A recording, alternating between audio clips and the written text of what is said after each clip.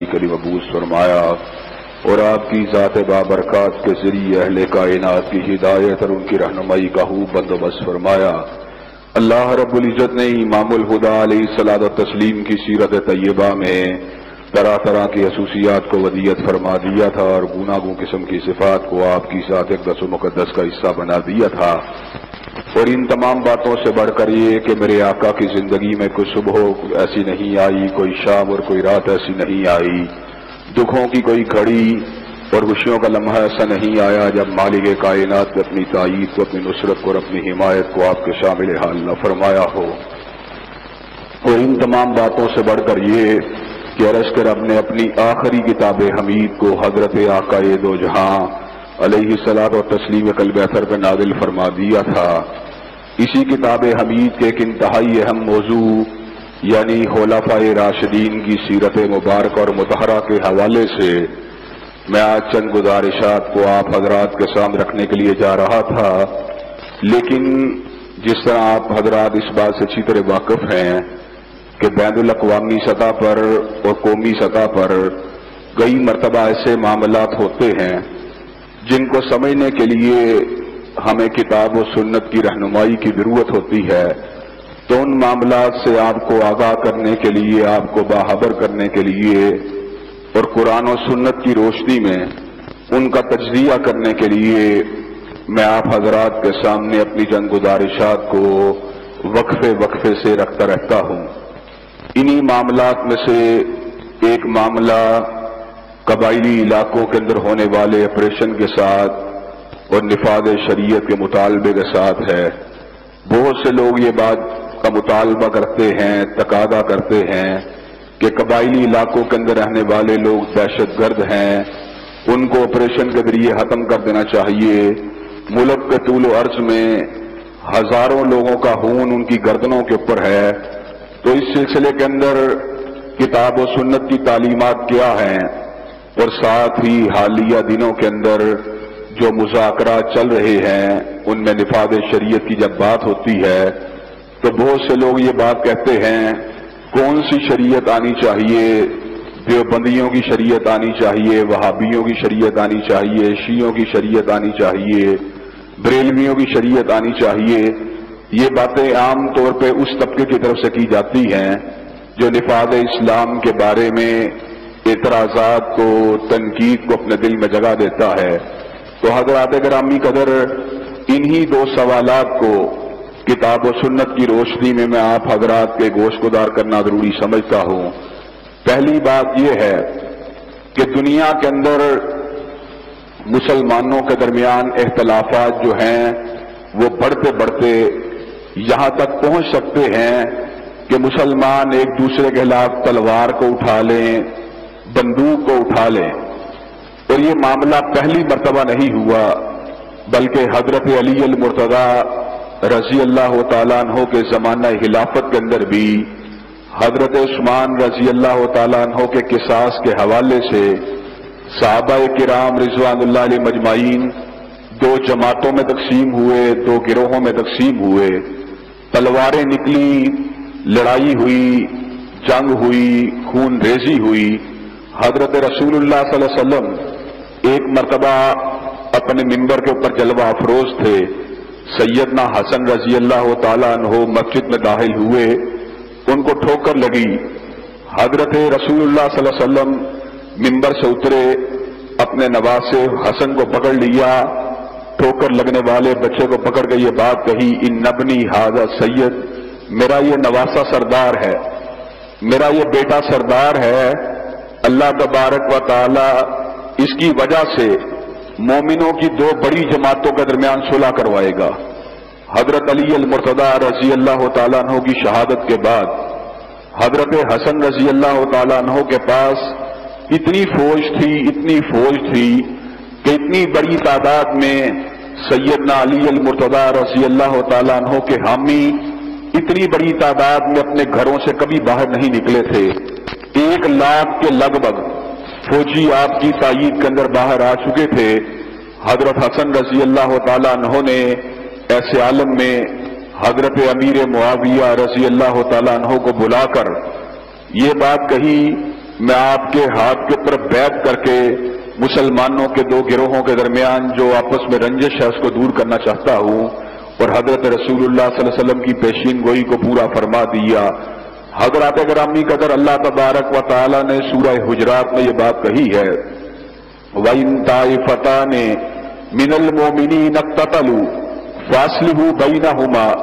فَإِن بَغَتْ إِحْدَاهُمَا عَلَى الْأُخْرَى فَقَاتِلُوا الَّتِي تَبْغِي حَتَّى تَفِيَّ إِلَى أَمْرِ اللَّهِ۔ اگر مومنوں کی دو جماعتیں، اہل ایمان کی دو جماعتیں آپس میں لڑنے جھگڑنے قتل قتال کرنے کے اوپر آمادہ ہو جائیں تو سارے مسلمانوں کو چاہیے، آپ کی بھی یہ ذمہ داری ہے، میری بھی یہ ذمہ داری ہے، ہر مسلمان کی یہ ذمہ داری ہے کہ ان دو مسلمان جماعتوں کی آپس میں صلح کروانے کی کوشش کرے۔ فَإِن بَغَتْ إِحْدَاهُمَا عَلَى الْأُخْرَى فَقَاتِلُوا الَّتِي تَبْغِي حَتَّى تَفِيَّ إِلَى أَمْرِ اللَّهِ۔ لیکن صلح کروانے کی اس کوشش کے دوران اگر ایک گروہ دوسرے گروہ کے خلاف تلوار چلانے کے اوپر آمادہ رہے، اسلحہ چلانے پہ آمادہ رہے، تو ایسی صورت میں اس گروہ کو اصول شریعت کا پابند بنانے کے لیے اور صلح کے راستے کے اوپر لے کے آنے کے لیے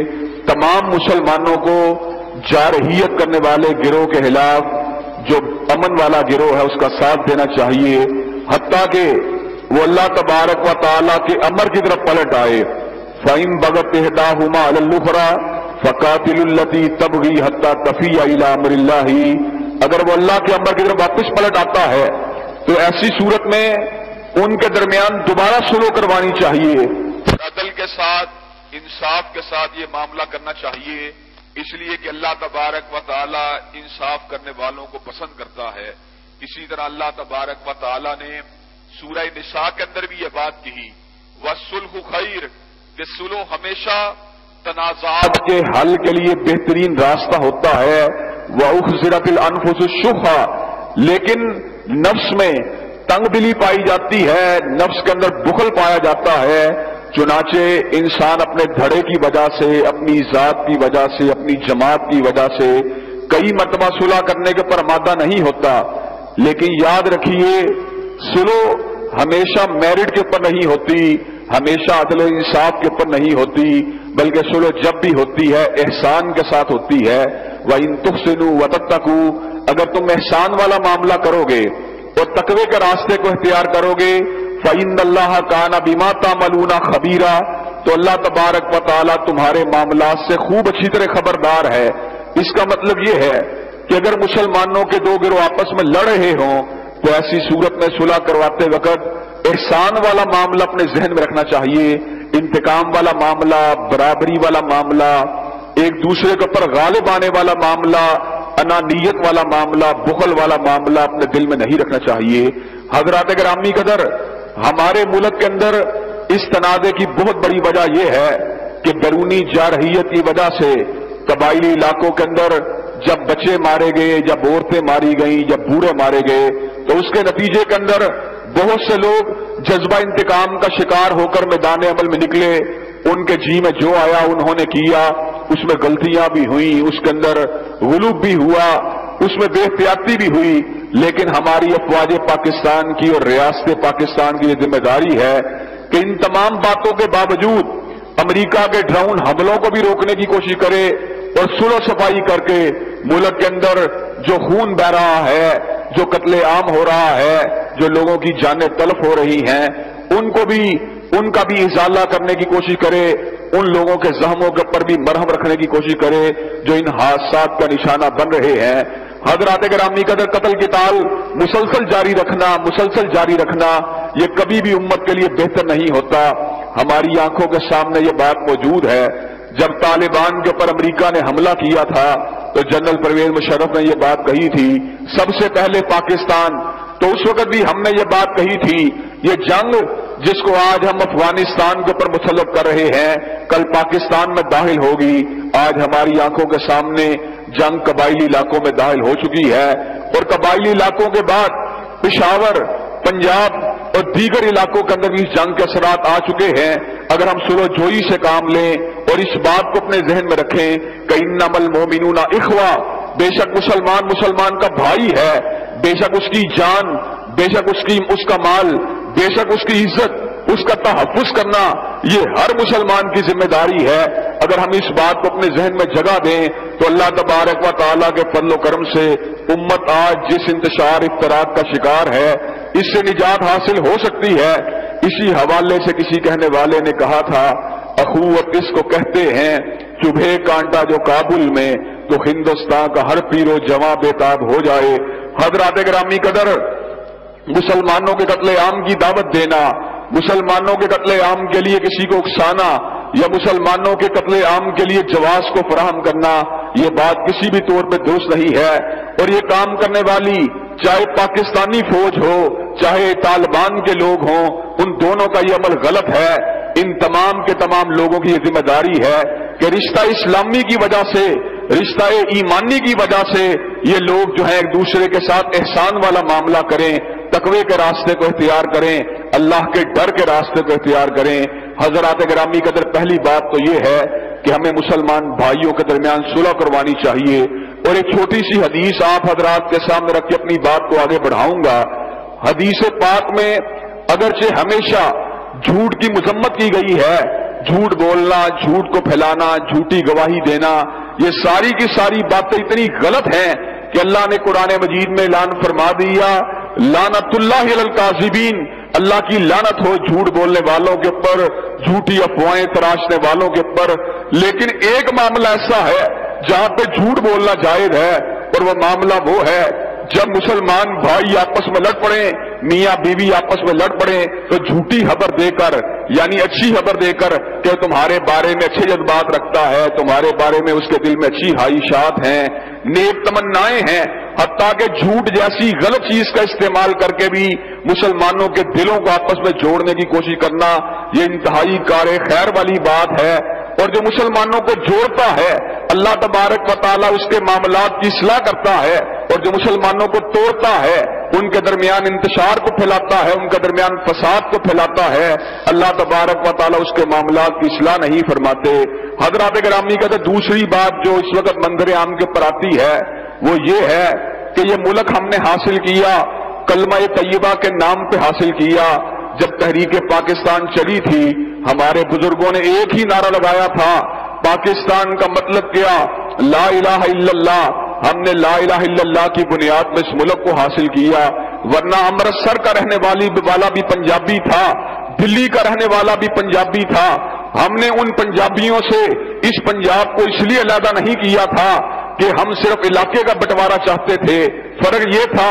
اگرچہ وہ بھی دال کھاتا تھا ہم بھی دال کھاتے تھے، وہ بھی دھوتی پہنتے تھے، ہمارے بزرگ بھی دھوتی پہنتے تھے، وہ بھی کرتا پہنتے تھے، ہمارے بزرگ بھی کرتا پہنتے تھے، لیکن ان کا قبلہ اور تھا، ہمارا قبلہ اور تھا، ان کا رب اور تھا، ہمارا رب اور تھا۔ وہ ہنومان کی پوجا کرنے والے، ہم اللہ کی توحید کو ماننے والے، وہ بتوں کے چڑھاوے چڑھانے والے، ہم بیت اللہ کی طرف چہرہ کر کے نمازوں کو ادا کرنے والے، وہ گرنتھ پڑھنے والے، ہم قرآن مجید کی آیات کی تلاوت کرنے والے، وہ کرپان اٹھانے والے، ہم تلوار کو اٹھانے والے، وہ حلال و حرام کی تمیز سے پاک، ہم راہ حلال پہ چلنے والے۔ ہم نے یہ ملک اس لیے حاصل نہیں کیا تھا کہ ہم صرف کاروبار کرنا چاہتے تھے، ہم صرف ڈیم بنانا چاہتے تھے، ہم صرف پل بنانا چاہتے تھے، بلکہ ہم نے یہ وطن اگر حاصل کیا تھا تو اس بنیاد کو حاصل کیا تھا۔ ایک علاقہ ایسا ہونا چاہیے جہاں پہ اللہ کی حاکمیت ہونی چاہیے، جہاں پہ رسول اللہ صلی اللہ علیہ وسلم کی شریعت کا نفاذ ہونا چاہیے۔ حضرات گرامی قدر، ہم نے جوگندر سنگھ کو چھوڑا، ہم نے بشن سنگھ کو چھوڑا، ہم نے منموہن سنگھ کو چھوڑا، ہم نے گیالی زین سنگھ کو چھوڑا، اس لیے کہ اس کے نام کے آخر میں سنگھ لگتا تھا، ہمارے نام کے آخر میں عطا اللہ لگتا تھا، عبد الرحمان لگتا تھا، ان کے ناموں کے آگے پنڈت کے لفظ موجود تھے، ہمارے یہاں پر حافظ قرآن کے لفظ موجود تھے۔ یہ بٹوارا اگر ہوا تھا تو اللہ کی توحید کے لیے ہوا تھا، پیغمبر زمان علیہ السلام کی شریعت کے لیے ہوا تھا، لیکن شومی قسمت المیہ کی بات یہ ہے 67 برس گزر جانے کے باوجود ہم نفاذ شریعت کی خواب جو ہم نے دیکھی تھی وہ شرمندہ تعبیر نہ ہو سکی۔ جاگیردارانہ اپنے اقتدار کے نشے میں جاگیرداروں نے اور اپنے سرمایہ کے نشے میں دھت سرمایہ داروں نے اسلام کے غلبے کے راستے میں دیواروں کو کھڑا کر دیا۔ بڑی بڑی سیاسی جماعتوں نے اعتدال پسندی کا نعرہ لگا کر اور روشن خیالی کا نعرہ لگا کر اسلام کو دقیانوسی قرار دے کر، اسلام کو آؤٹ ڈیٹڈ قرار دے کر، اسلام کو دور حاضر سے مطابقت نہ رکھنے والا نظریہ قرار دے کر اسلام سے دوری کا راستے کو اختیار کر لیا۔ آپ مجھے یہ بات بتلائیے، 67 برس کے اندر گو کہ ہم مسلمان تھے، لیکن ہم نے اسلامی نظام سے فیض کو حاصل نہیں کیا، ہم نے اللہ کی حاکمیت کو قائم نہیں کیا، ہم نے پیغمبر زمان کی شریعت کو قائم نہیں کیا۔ اس کا نتیجہ ہم کو کیا حاصل ہوا؟ اس کا نتیجہ ہم کو یہ حاصل ہوا، میں نے 3-4 دن پہلے دنیا اخبار میں ایک رپورٹ کو پڑھا، صرف شہر لاہور میں 17 ڈکیتی کی وارداتیں ایک دن میں ہوئی۔ اس کا مطلب یہ ہے جتنے بھی نظام ہم نے آزما لیے سارے کے سارے ناکام ہوئے، اس لیے کہ انسانیت کو امن نہیں مل سکتا، انسانیت کو سکون نہیں مل سکتا، انسانیت کے دکھوں کا مداوع نہیں ہو سکتا، بے چین اور سسکتی ہوئی انسانیت کو قرار نہیں مل سکتا، روحوں کو امن نہیں مل سکتا، روحوں کی اداسی دور نہیں ہو سکتی، انسانوں کی پشیمانی اور پریشانی اور اضطراب کو امن اور سکون میں تبدیل نہیں کیا جا سکتا جب تک حضرت رسول اللہ صلی اللہ علیہ وسلم کے نظام کو نافذ نہیں کیا جائے گا۔ جب سیدنا رسول اللہ صلی اللہ علیہ وسلم جبریل امین کی آمد کے اوپر گھبرا کر اپنے گھر تشریف لائے اور آپ نے سیدہ خدیجہ الکبریٰ کو الفاظ کہے، مجھے کمبل کو اوڑھ دیا جائے، مجھے کمبل کو اوڑھ دیا جائے، میں پریشان ہوں، کوئی انہونا واقعہ میرے ساتھ نہ ہو جائے، تو سیدہ خدیجہ نے کہا تھا کلا واللہ لا یخزیک اللہ ابدا، پروردگار عالم کی قسم ہے اللہ آپ کو کبھی ضائع نہیں کرے گا۔ انک تحمل الکل وتکسب المعدوم وتعین علی نوائب الحق وتنصر المظلومین، آپ گرے ہوئوں کو اٹھانے والے، آپ بجھے ہوئوں کو جلانے والے، آپ مظلوموں کے کام آنے والے، آپ حق کی پشتیبانی فرمانے والے، جب آپ میں یہ سارے کے سارے اوصاف موجود ہیں تو اللہ تبارک و تعالیٰ پھر آپ کو ضائع نہیں کر سکتا، اللہ تبارک و تعالیٰ آپ سے بہت بڑا کام لے گا۔ حضرات گرامی قدر، ہم نے صدیوں کے دوران، ہم نے 500,000 سال کے دوران اس بات کا مشاہدہ کر لیا ہے، صرف امت مسلمہ کی بات نہیں ہے بلکہ انسانیت کو امن اور سکون اگر ملے گا صرف کالی کملی والے کے قانون سے ملے گا۔ حضرات گرامی قدر، آج جب نفاذ شریعت کی بات ہو رہی ہے تو عین انہی لمحات میں ہماری وفاقی حکومت یہ بات کہہ رہی ہے یہ جتنے کے جتنے مذاکرات ہیں ان کا اطلاق اگر ہوگا یورشدہ علاقوں میں ہوگا، قبائلی علاقوں میں ہوگا، یعنی اگر شریعت کو نافذ کیا جائے گا قبائلی علاقوں میں نافذ کیا جائے گا، باقی وطن میں نافذ نہیں کیا جائے گا۔ وجہ کیا ہے؟ اگر شریعت کی بات ہوتی ہے تو قبائلی علاقوں کے لوگ کیا وہ جنگل کے رہنے والے ہیں؟ کیا وہ دور قدیم کے اندر رہنے والے ہیں؟ مجھے یہ بات بتلائیے، کیا شریعت قبائلی علاقوں کے لیے آئی ہے؟ کیا شریعت عرب معاشروں کے لیے آئی ہے؟ اور شریعت ہر عہد کے لیے ہے، ہر زمانے کے لیے ہے، ہر دور کے لیے ہے، ہر علاقے کے لیے ہے۔ انسانیت جتنی بھی ترقی کیوں نہ کر جائے، انسان کی عقل حضرت رسول اللہ کی عقل کا مقابلہ نہیں کر سکتی، انسان کی حکمت کتنی بھی بالغ کیوں نہ ہو جائے، انسان کی حکمت پیغمبر زمان کی حکمت کا مقابلہ نہیں کر سکتی، انسان کا شعور کتنا بھی پختہ کیوں نہ ہوئے شعور مصطفیٰ علیہ السلام کی عظمت کا مقابلہ نہیں کر سکتا۔ حضرات گرامی قدر، مجھے یہ بات بتلائیے، شریعت کو اس لیے اس ملک میں روکنا کہ لوگ آپس میں لڑ رہے ہیں اور دیوبندی، بریلوی، اہل حدیث اور شیعہ ان کے معتقدات کے اندر، ان کے نظریات کے اندر اختلافات موجود ہیں، اس بنیاد کے اوپر کون سی شریعت نافذ کی جائے؟ حضرات، آج میں آپ کے سامنے اس بات کو لامجہل بصیرت کر دینا چاہتا ہوں، یہ بات ٹھیک ہے تعبیر شریعت میں ہمارے علماء کے درمیان اختلافات موجود ہیں، یہ بات ٹھیک ہے قرآن مجید کے معنی میں، اس کے اطلاق میں، اس کی تطبیق میں، احادیث طیبہ کے مفہوم کو سمجھنے میں، ان کا اطلاق کرنے میں، ان سے مسائل کو اخذ کرنے میں مسالک کے درمیان اختلافات موجود ہیں، لیکن جہاں تک تعلق ہے قوانین اسلامیہ کا، ان کے 5 حصے ہیں، کم از کم 5 حصے ہیں، چھٹے حصے کو بھی اگر داخل کرنا چاہوں تو چھٹا حصہ بھی اس کے اندر موجود ہے، لیکن کم از کم 5 حصے ہیں۔ وہ 5 حصے ایسے ہیں جن کے اوپر نہ کسی اہل حدیث کو اختلاف ہے، نہ کسی دیوبندی کو اختلاف ہے، نہ کسی بریلوی کو اختلاف ہے، نہ کسی شیعہ کو اختلاف ہے، اور حتیٰ کہ یہ تو مسلمانوں کے فرقے ہیں، کسی عیسائی کو، کسی یہودی کو بھی شریعت کے ان 5 مسلمہ اصولوں سے اختلاف نہیں ہو سکتا۔ شریعت کا پہلا اصول جس کے اوپر تمام کے تمام مسالک مسلمانوں سے نسبت رکھنے والے اسلام سے اپنے تعلق کو جوڑنے والے متحد اور متفق ہیں، اس کا تعلق ہے انسانی جان کی حرمت کے ساتھ۔ انسانی جان اتنی محترم ہے کہ حضور علیہ السلام نے خطبہ حجۃ الوداع کے دن اس امر کا اعلان فرما دیا، مسلمان کے خون کی حرمت اتنی زیادہ ہے کہ حرم کی حرمت اور اس دن کی حرمت یوم عرفہ کہ جس نے اس دن کا روزہ رکھا اللہ نے اس کے 2 برس کے گناہوں کو معاف کر دیا۔ اور حرم کی عظمت کا عالم کیا ہے، من دخلہ کان آمنا، جو حرم میں داخل ہوا اللہ نے اس کو امن و سکون عطا فرما دیا۔ لیکن حضرت رسول اللہ صلی اللہ علیہ وسلم نے اس امر کا اعلان فرما دیا کہ خون مسلم کی حرمت اتنی زیادہ ہے جتنی حرم کی حرمت ہے، جتنی یوم عرفہ کی حرمت ہے۔ کوئی کسی مسلمان کو قتل نہیں کر سکتا، بغیر جرم کے قتل نہیں کر سکتا، اور مسلمان کو قتل کرنا یہ تو پھر بھی بہت بڑی بات ہے۔ انسان کی جان کی حرمت کتنی ہے، انہو من قتل نفسا بغیر نفس او فساد فی الارض فکانما قتل الناس جميعا ومن احیاها فکانما احیا الناس جميعا۔ جس نے ایک انسان کو قتل کیا اس نے ایک کو قتل نہیں کیا، پوری انسانیت کو قتل کیا ہے۔ جس نے ایک کو زندہ کیا اس نے ایک کو زندہ نہیں کیا بلکہ پوری انسانیت کو زندہ کیا ہے۔ اور مجھے یہ بات بتلاؤ، جب شریعت کے اس اصول کے اوپر تمام مکاتب فکر کے تمام علماء متفق ہیں تو مجھے یہ بات بتلاؤ قانون قصاص کو نافذ کرنے کے اندر کون سی اس کے اندر اچنبے والی بات ہو سکتی ہے، کون سی اس میں اختلاف والی بات ہو سکتی ہے؟ اگر تم اسلامی شریعت کی تطبیق کے مخالف ہو اور یہ بات سمجھتے ہو 1935 کا انڈیا ایکٹ جو ہے اس کی روشنی میں انسانوں کی جان محفوظ رہ سکتی ہے، مجھے یہ بات بتلاؤ آج بھی جبکہ شہر لاہور میں، جبکہ گجرانوالہ میں، جبکہ اسلام آباد میں، جبکہ پشاور میں، جبکہ کراچی میں، جبکہ کوئٹہ میں ہر روز انسان قتل ہو رہے ہیں تو اس بات کے اوپر مہر کو لگایا جا رہا ہے کہ انسانی جان اگر محفوظ ہوگی تو شریعت کے نفاذ سے جو محفوظ ہوگی مگر نہ انسانی جان محفوظ نہیں ہو سکتی۔ حضرات گرامی قدر، اسلام اور شریعت کا دوسرا اصول جس میں کوئی اختلاف نہیں ہے وہ یہ ہے کہ انسانی جان کی حرمت جو ہے وہ محفوظ ہونی چاہیے۔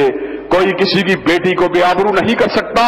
کوئی کسی کی بہن کو بے آبرو نہیں کر سکتا۔ اگر کوئی بے آبرو کرے گا الزانیۃ والزانی فاجلدوا کل واحد منہما 100 جلدہ ولا تاخذکم بہما رأفۃ فی دین اللہ ان کنتم تؤمنون باللہ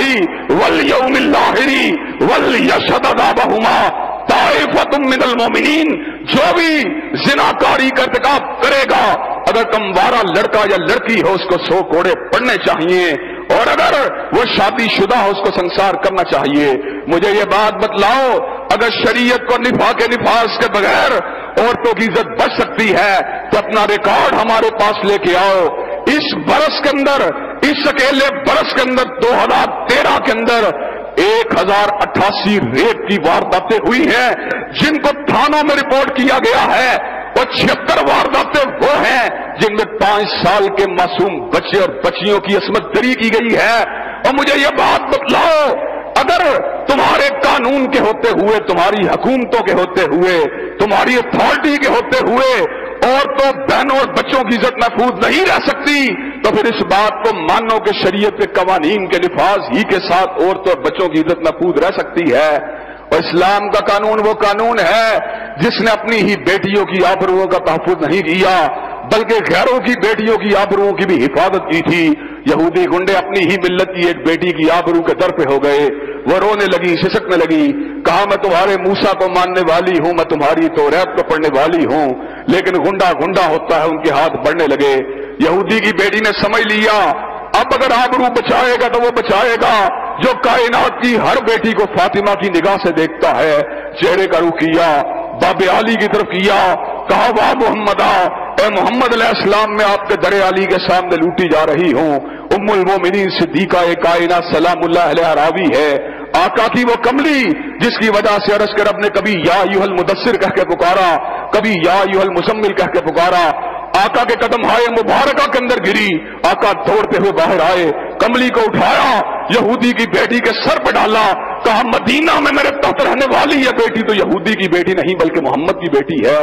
صلی اللہ علیہ وسلم۔ وہ شریعت جو آبروؤں کا تحفظ کرنے والی ہے اور حضرات گرامی کا تیسرا اصول شریعت کا یہ ہے، ہر انسان کا مال محفوظ رہنا چاہیے۔ یہ چوری کی وارداتیں، یہ ڈکیتیوں کی وارداتیں، یہ کیسے رکیں گی؟ اللہ کے قانون کے نفاذ سے رکیں گی۔ والسارق والسارقۃ فاقطعوا ایدیہما جزاء بما کسبا نکالا من اللہ واللہ عزیز حکیم۔ چور اور چورنی کے ہاتھوں کو کاٹ دیا جائے، یہ اللہ کا امر ہے، یہ اللہ کا حکم ہے، اور اللہ کے حکموں کے اندر اگر زبردستی ہے تو حکمت بھی ہے، اور اگر حکمت ہے تو طاقت بھی ہے، اور تمہارے حکم جو تم نے بنائے ہوئے ہیں نہ ان میں طاقت ہے نہ ان میں حکمت ہے۔ چور چوری کر کے بھاگ جاتا ہے، اس کو پتہ ہوتا ہے میں وزیر اعلیٰ کی سفارش کروا کر، میں وزیر قانون کی سفارش کروا کر، میں وزیر دولہ کی سفارش کروا کر قانون کی گرفت سے بچ جاؤں گا۔ حضور کی زندگی میں بنو مخزوم کی عورت نے چوری کی، اسامہ ابن زید سفارش لے کے آئے، کہا بڑے حسب و نسب والی ہے، بڑے نام و مقام والی ہے، اگر اس کے ہاتھ کو کاٹ دیا گیا بنو مخزوم کی ناک کٹ جائے گی۔ میرے آقا نے کہا کتنے بھی حسب و نسب والی ہو، میری بیٹی فاطمہ کا مقابلہ تو نہیں کر سکتی۔ لو ان فاطمہ بنت محمد سارا قتل قطعت یدہا، اگر محمد کا قلب اطہر، خدیجہ کا لہت جگر، علی کا نور نظر، حسن و حسین کی مادر محترم، سیدۃ النساء اہل الجنہ، اور وہ فاطمہ جس کے سر کے بالوں کو کبھی آسمان کے سورج نبی نہیں دیکھا، اگر وہ بھی چوری کرے نبی اس کے بھی ہاتھ کو کاٹ ڈالے گا۔ حضرات یہ بات اگر من الشمس ہے، ڈاکے نہیں رک سکتے، چوریاں نہیں رک سکتی جب تک اللہ تبارک و تعالیٰ کے قانون کو ریاست کے قانون کے طور پر نافذ نہیں کیا جائے گا۔ حضرات چوتھا کلیہ، چوتھا فارمولہ کیا ہے؟ چوتھا فارمولہ یہ ہے، اس ریاست کے اندر آئے دن جھوٹا پراپیگنڈا کر کے، جھوٹے الزام لگا کر، جھوٹی قسم کی افواہیں اڑا کر کسی نہ کسی کو بدنام کر دیا جاتا ہے۔ فلاں بندہ بدکار ہے، فلاں بندہ اوباش ہے، فلاں بندہ یہ ہے، فلاں عورت بدکار ہے، فلاں عورت بدماش ہے۔ اس بات کے اوپر بھی تمام کے تمام مسالک کے علماء کا اتفاق ہے، جو کسی پاک دامن عورت پہ تہمت لگاتا ہے، والذین یرمون المحصنات ثم لم یاتوا باربعۃ شہداء فاجلدوہم 80 جلدہ ولا تقبلوا لہم شہادۃ ابدا، جو کسی پاک دامن عورت کے اوپر تہمت لگاتا ہے اور 4 گواہوں کے نصاب کو پورا نہیں کرتا، اس کو 80 کوڑے قذف کی سزا ملنی چاہیے، ولا تقبلوا لہم شہادۃ ابدا۔ اور اسلامی معاشرے میں اس فاسق و فاجر کی آئندہ کے بعد کسی گواہی کو قبول نہیں کیا جائے گا۔ ڈیفیمیشن کے لیے، کسی کی عزت کو برقرار رکھنے کے لیے، کسی کی عزت کے تحفظ کے لیے جو قانون سازیاں ہیں، انہوں نے لوگوں کی عزت کے بچاؤ میں کوئی کردار ادا نہیں کیا۔ آج مسلمان مردوں عورتوں کی عزت بھی اگر محفوظ رہے گی تو اللہ تبارک و تعالیٰ کے قوانین کے نفاذ سے محفوظ رہے گی۔ اور حضرات گرامی قدر، 5واں نقطہ جس کے اوپر تمام مسالک کے علماء کا اختلاف ہے، ایک اتفاق ہے، وہ یہ ہے کہ انسان کی جو عقل ہے یہ اللہ تبارک و تعالیٰ کی عطا ہے۔ اس عقل کو معطل ہونے سے روکنا، اس عقل کو خراب ہونے سے روکنا، یہ بھی حکمرانان وقت کی ذمہ داری ہے۔ عقل کس طرح بگڑتی ہے، عقل کس طرح خراب ہوتی ہے؟ جب الکوہل کو، جب انٹاکسینیشن کو، جب معاشرے کے اندر منشیات کو عام کیا جاتا ہے، انسان کی عقل معطل ہو جاتی ہے، حواس معطل ہو جاتے ہیں۔ یہ شراب پینے کے بعد انسان اپنے آپوں میں نہیں رہتا۔ حدیثوں کے اندر بہت بڑی وعید ہے شراب پینے کے بارے میں، اس کو ام الخبائث بھی کہا گیا، اس کو ام الفواحش بھی کہا گیا۔ شراب نوشی اتنا بڑا جرم ہے کہ ایک حدیث کے اندر الفاظ موجود ہیں، جو عادی شراب نوش ہے وہ بت پرست کی مانند ہوتا ہے، اور جو عادی شراب نوش ہے اس سے اس بات کے بھی امکانات ہوتے ہیں کہ اپنی ماں یا اپنی خالہ کے ساتھ بھی برائی کا ارتکاب کر بیٹھے۔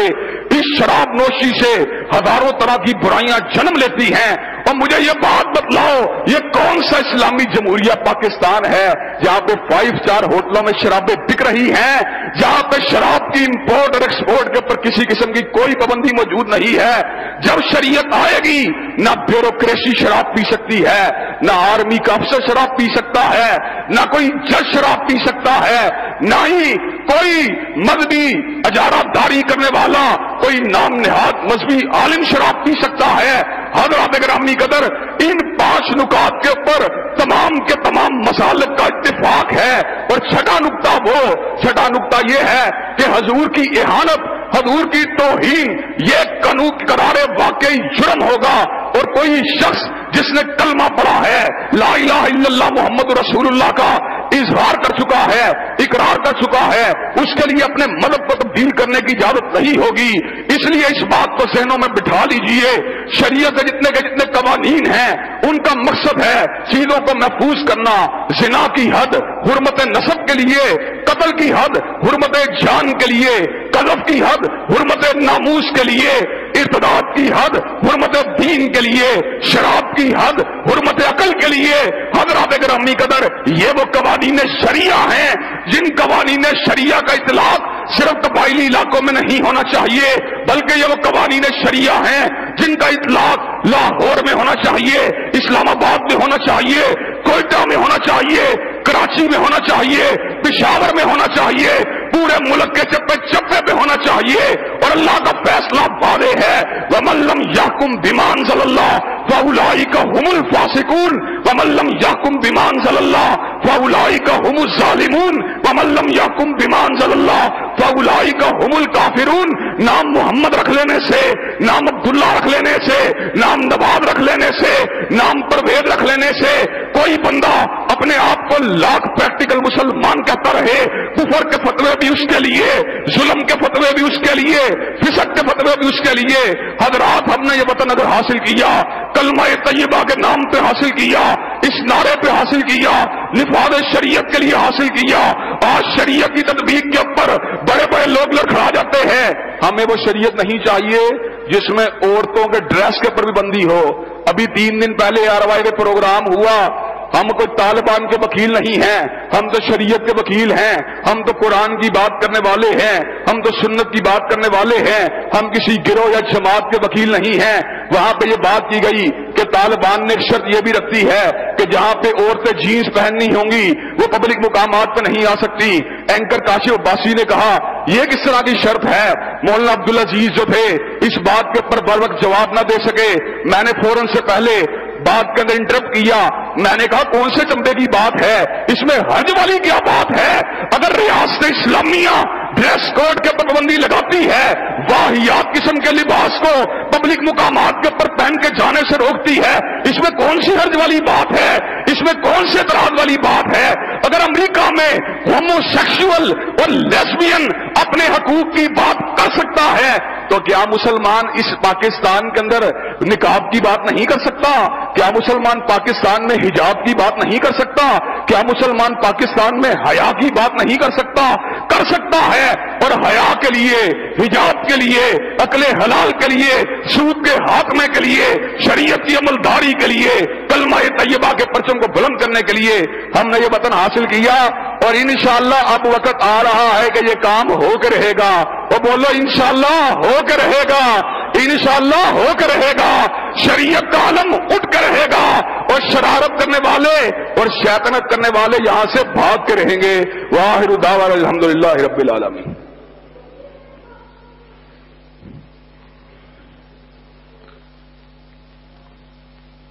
الحمدللہ نحمدہ ونستعینہ ونستغفرہ ونؤمن بہ ونتوکل علیہ ونعوذ باللہ من شرور انفسنا ومن سیئات اعمالنا من یہدہ اللہ فلا مضل له ومن یضلل فلا ہادی له واشهد ان لا الہ الا اللہ واشهد ان محمدا عبدہ ورسولہ اما بعد فإن خیر الحدیث کتاب اللہ وخیر الہدی ہدی محمد صلی اللہ علیہ وسلم وشر الامور محدثاتها وکل محدثۃ بدعہ وکل بدعۃ ضلالہ وکل ضلالۃ فی النار۔ حضرات گرامی قدر، انسان کی تخلیق کا واحد مقصد یہ ہے وما خلقت الجن والانس الا لیعبدون، اللہ نے انسانوں اور جنات کو اپنی بندگی اور اپنی عبادت کے لیے بنایا ہے۔ اللہ تبارک و تعالی نے انسانوں کی فلاح کے لیے، ان کی بہتری کے لیے، ان کی کامیابیوں کے لیے شریعت کو نازل کیا۔ 313 شریعتیں اور شرائع اس دنیا کے اندر لوگوں کی رہنمائی کے لیے اتری، جن میں سے آخری شریعت حضرت رسول اللہ صلی اللہ علیہ وسلم کی شریعت ہے، اور اتنی کامل شریعت ہے، اتنی مکمل شریعت ہے کہ ہر سپیس میں اور ہر ٹائم میں اپلیکیبل ہے، اور اپلیکیبل ہی نہیں بلکہ سکسیسفل ہے، کامیاب ہے، کامران ہے۔ جہاں پہ حضرت رسول اللہ صلی اللہ علیہ وسلم کی شریعت کو جزوی طور کے پر بھی نافذ کیا گیا، وہاں پر معاملات انتہائی بہتر ہو گئے۔ آپ تمام کے تمام لوگ سعودی عرب میں گئے ہوں گے، سعودی عرب کی خارجہ پالیسی میں غلطیاں ہیں، کمیاں ہیں، کمزوریاں ہیں، لیکن داخلی طور پر جو نفاذ شریعت کے لیے انہوں نے ایکٹیویٹی کی ہے، اس کا نتیجہ آپ دیکھ لیں کہ آدھی رات کو بھی، رات کے 2 بجے بھی، 2:30 بجے بھی اب اپنی بیوی کے ساتھ، بیٹی کے ساتھ، بہن کے ساتھ حرم سے زیارت کر کے اپنے ہوٹل واپس آئیں، کسی چور کا خطرہ نہیں ہوتا، کسی ڈاکو کا خطرہ نہیں ہوتا، عزت اور آبرو کا خطرہ نہیں ہوتا۔ بابا شہید رحمت اللہ علیہ مدینہ یونیورسٹی میں پڑھتے تھے، انہوں نے کہا جب میں مدینہ طیبہ میں نیا گیا، میں نے اپنے کرائے کے مکان کو چابی تالا لگا کر نماز پڑھنے کے لیے مسجد جا رہا تھا، تو مجھ سے سامنے دکاندار نے پوچھا یا احسان ماذا تصنع، اے احسان لائیے تو کیا کر رہا ہے؟ کہا میں طالب علم ہوں، زیادہ سامان موجود نہیں لیکن بوریا بستر برتن موجود ہیں، کہیں کوئی چور آ کر ان چیزوں کو چرا لے تو میرا کیا بنے گا، میں پردیسی ہوں، خام ہاں میرے پر معاشی دباؤ پڑ جائے گا۔ تو اس نے کہا احسان پتہ نہیں تمہارے ملک کا حالت کیا ہے، سعودی عرب میں ہم نے اللہ کا قانون نافذ کیا ہے، جہاں پہ اللہ کا قانون نافذ ہو جائے وہاں پر مالک کائنات خود پہرے دار بن جاتا ہے۔ حضرات گرامی قدر آج بھی عالم یہ ہے، ہم نے حرم کے سامنے کئی دکانیں دیکھی ہیں جہاں سونا پڑا ہوتا ہے اور سونے کے آگے چیخیں لگا کر، کانے کی چیخیں لگا کر سونے کو بند کر کے دکاندار جو ہے وہ نماز کو ادا کرنے کے لیے آ جاتا ہے۔ یہاں پر بڑے بڑے تالے اور بڑے بڑے جنگلے لگے ہوتے ہیں، لیکن تالے جنگلوں کی موجودگی میں اور سرویلنس والے کیمروں کی موجودگی کے اندر بھی چور جو ہے کیمرہ سسٹم کو جام کر کے چوری کر کے بھاگ جاتا ہے۔ اس کا مطلب یہ ہے کہ جس وقت اللہ کا قانون آتا ہے اللہ تبارک و تعالیٰ اس میں برکت کو پیدا کر دیتا ہے۔ شہباز شریف صاحب بہت بڑے ایڈمنسٹریٹر ہیں، بہت کامیاب ہیں اپنے معاملات کے اندر، لیکن جرائم نہیں رک سکے، پورے روپ کے باوجود کرپشن نہیں رک سکی، ڈکیتیاں نہیں رک سکی اور زناکاری کی وارداتیں نہیں رک سکی، اس لیے کہ میاں صاحب جتنے مرضی طاقتور ہوں ان کے پاس کھوکھلا قانون ہے، ان کے پاس پوپلا قانون ہے، پلپلا قانون ہے۔ قانون وہی سچا ہے اور قانون وہی حق ہے جس کو اللہ تبارک و تعالیٰ نے بندوں کے لیے اتارا ہے۔ اور انسان کی عقل بڑی ہے کہ اللہ کی عقل بڑی ہے؟ اور انسان کو ہمارے فینومینا کا، ہماری ایکٹیویٹی کا، ہمارے فلاس کا، ہمارے لوپ ہولز کا زیادہ پتا ہے کہ اللہ کو زیادہ پتا ہے؟ اللہ تبارک و تعالیٰ ہمیں بنانے والے ہیں، ہمیں چلانے کے لیے مینول بھی اس نے اتارا ہے۔ اور یاد رکھیے افا غیر دین اللہ یبغون ومن احسن من اللہ حکما لقوم یوقنون، لوگ تو غیر دین کو اختیار کرنا چاہتے ہیں لیکن غیر دین انسان کے معاملات کو سنوار نہیں سکتا،